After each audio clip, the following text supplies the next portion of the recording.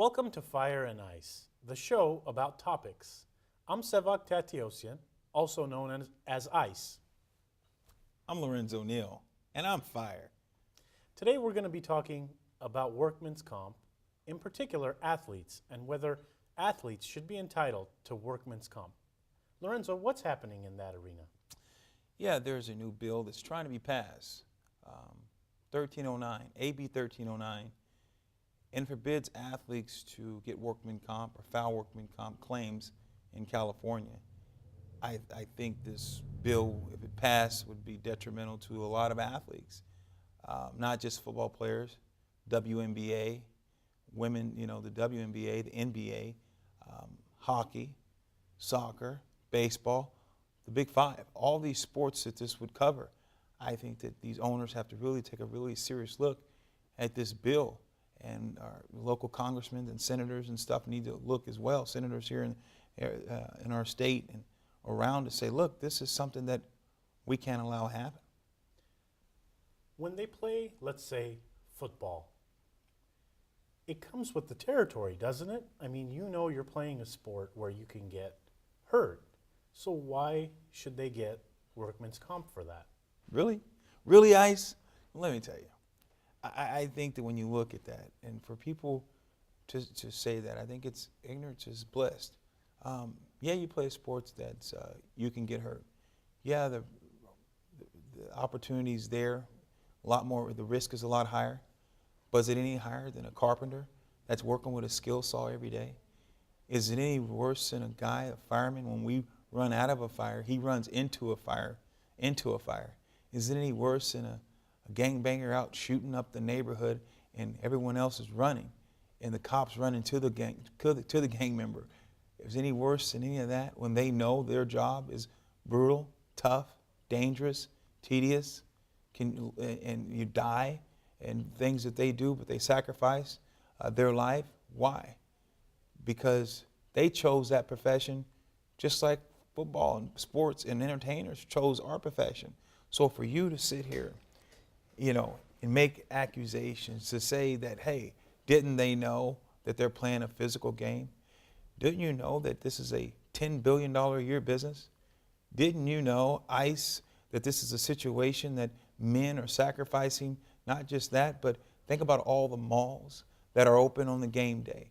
Think about all the restaurants. When you go to a sports bar on game day, you go there with your family, your buddies to grab beer, wings, and you're watching these athletes, these gladiators out on the field or in the arena or NBA or watching basketball. How about the plane tickets that you have to buy for your family to make the sacrifice to go to a game and people are traveling around? What does it do to the economy in that area where these games are? How does it empower not just that, but the local firemen during a game, the local police officers, people getting overtime? You don't think it stimulates the economy? Come on, Ice. You hear the thunder before you see the rain to tell you the rain is on its way. Come out of the rain, son. I want to play devil's advocate, and I want to say professional athletes make a lot of money out there. So is this even needed?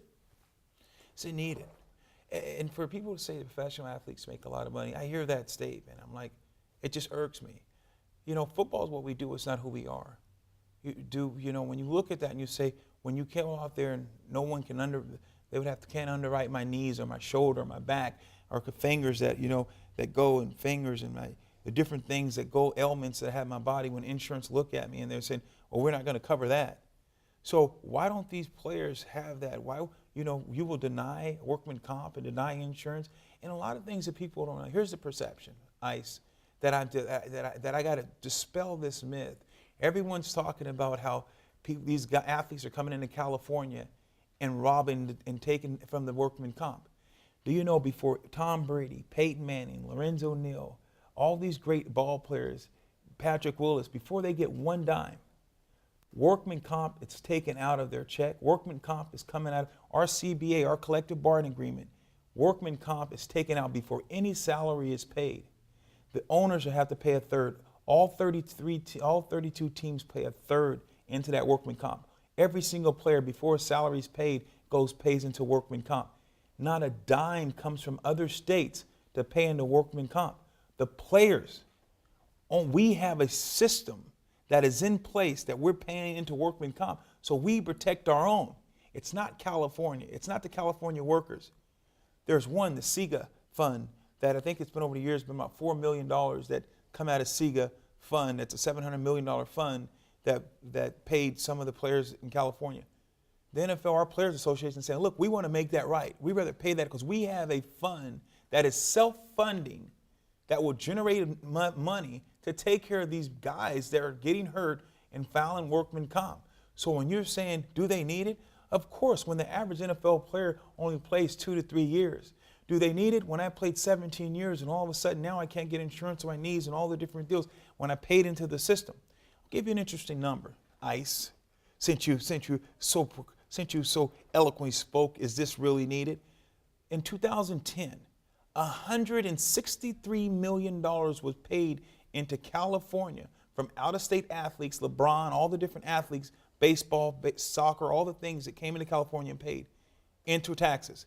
And none of these guys are residents of California, but they paid we paid football, all the sports, the Big Five, over $163 million.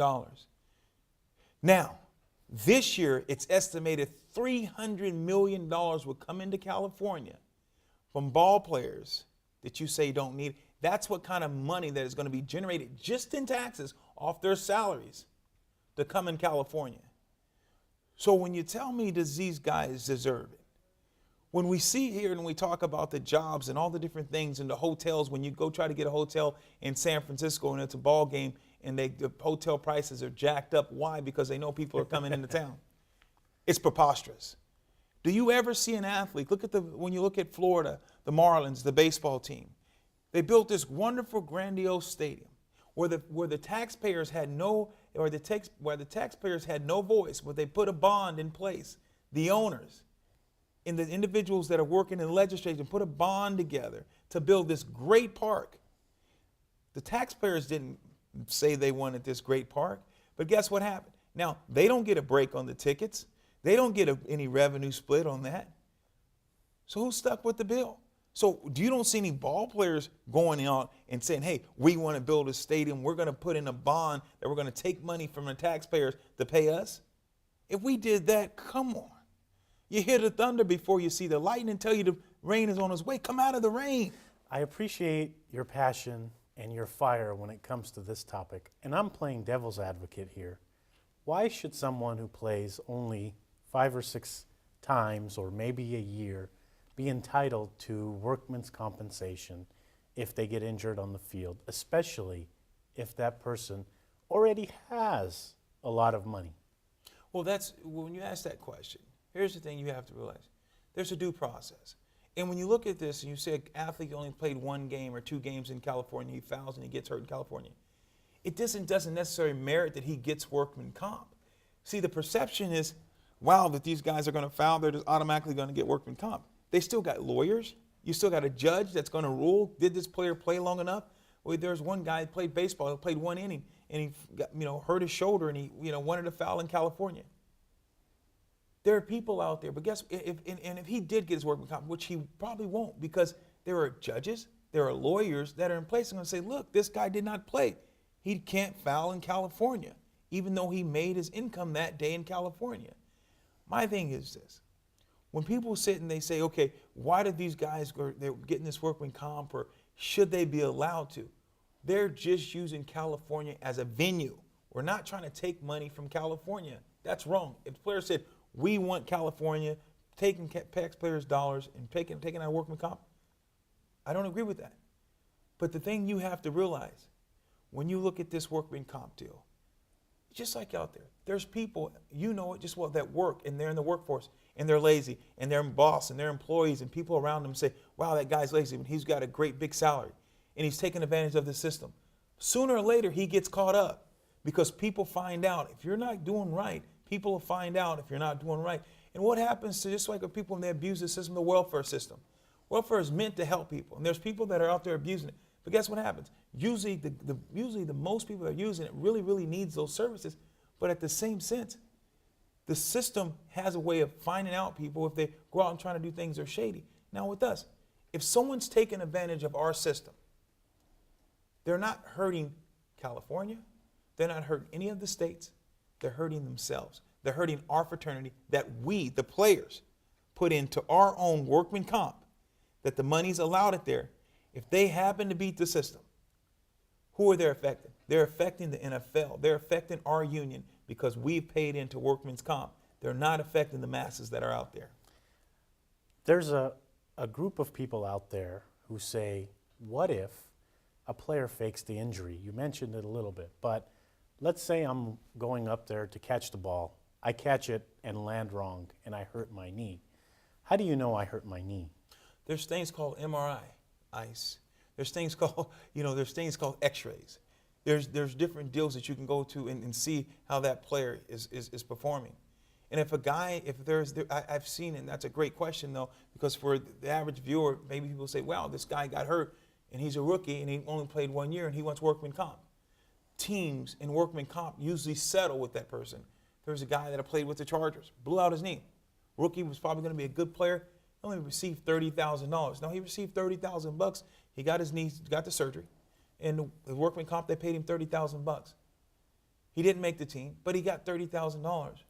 Now, he still have to go work. He still has to get a job, still has to do other things. All they did was take care of his knee and give this guy 6 months or whatever, a year of salary because of his legs hurt. So I know what you're saying, but I think the system will find you out, and they have ways of saying if this person injury merits the workman comp. So what you're saying is if this bill passes, what will happen? If this bill passes, players like LaDainian Tomlinson may not get workman's comp. Players like, Joe Montana, if he was under this bill, he wouldn't get workman's comp. Players, think about a player like myself that if this bill passes, if I played in California all those years, and the last year I went to New York, I wouldn't get workman's comp because I couldn't foul in California if I wasn't a resident. I didn't have the things. That's wrong. And that's the thing that so a player that plays 16, 17 years and he's paying into workman's comp, he's paying into the pool that workman comp. This year alone, already, in workman comp with the players, do you know over $48 million has been put into workman comp by the NFL, by the players, this year alone? That's not including the taxes they're going to pay when they come to California. $48 million has already been paid into workman comp by the players. So I think that people need to really get the facts and really know what's going on when we look at this workman comp's issue. There's guys that have been injured, their knees, body parts. They need their workman comp. I'm a player that's already vested, already have mine, so it wouldn't affect me. I'm fighting for my brothers. I'm fighting for guys that are out there, my constituents, because I know that there's needs to be someone, an advocate for this, because it's wrong. The owners can't stand behind this and say, look, we're got to stop this workman comp. There's Chad Brown, so many guys that played in this National Football League that have done so much for this game and this brand, and now this brand is trying to throw them out. You don't throw out the baby with the dirty bathwater. It's wrong. I admire your passion for this topic, but again, I'm playing devil's advocate here. These are players that are making a lot of money. That's your perception. Every player does not make a lot of money. The average rookie is making $200 and some thousand. After he pays his agent, he's got to pay his taxes. So after $250,000, you do it, you bring home $180,000. And that's now factors in, okay, you say that's a lot of money. Now factor in your 5 to 10% you have to pay for your agent. Now factor in that you have to have an apartment. Now the team doesn't pay for that. So if you're paying $1,000, $2,000 a month, it's another $24,000. You're down to $60,000, $70,000 bucks. You still haven't factored in your electric, your water, clothes, a lot of other things that go on. Your 401k that you have to pay into your 401k if you're going to, try to get your retirement. You try to set up some type of retirement. So you tell me it's impossible. So if a guy plays 2 years and he saves $100,000 or $200,000, he still got to work. He still got to do other things. Every player is not fouling for workman comp in the National Football League. So the perception is every player is fouling. That's not true. Everyone's not getting hurt. Reality is every player is not fouling. So when you're saying hey, these guys are all making money, everyone's not getting the Joe Flacco money, $118 million. Most players aren't getting that. So you gotta factor in How hard is it for an individual, and you sit there, and a doctor or a lawyer, he can do his profession for 30, 40, 60 years. A player can't. And all players aren't fouling workman comp. But if a player is hurt while he's providing the brand, but you're saying, okay, he's making all this money. So why aren't you saying, what about the NFL, which is a nonprofit making $10 billion a year? What about the license agreement and all the other stuff? Why is it okay? Why not? So it's okay for the brand to continue to grow off the sweat and the blood off the players, but the brand, it's okay for the brand to keep, when you turn on the TV and you watch advertising, all the things that you see about a game, the players aren't entitled when they're paying into a company, into a pool. I just don't get it, Ice. I just don't get it. We are running out of time this week, Fire, but one last, final, simple question, and I'm playing devil's advocate here. There's other compensation for these players, like retirement, like other ways to make money. So why do we even need this? I don't understand that. When you ask, why do you need something? So you work at a job, get hurt, go find another job. You got a job, it's okay. It's okay. You made money, you're at a job, so it's okay. So because you made money, because you made a decent living, and if you get hurt on a job, flight attendants on a plane, she flies over California, and she flies over California, and she gets hurt. You mean to tell me Southwest Airlines shouldn't pay her workman comp? If she gets hurt while she's doing a job, a fireman runs into a burning building, and he's got other ways to make income, and he loses his leg, and that's what he's done. He trained to be a fireman.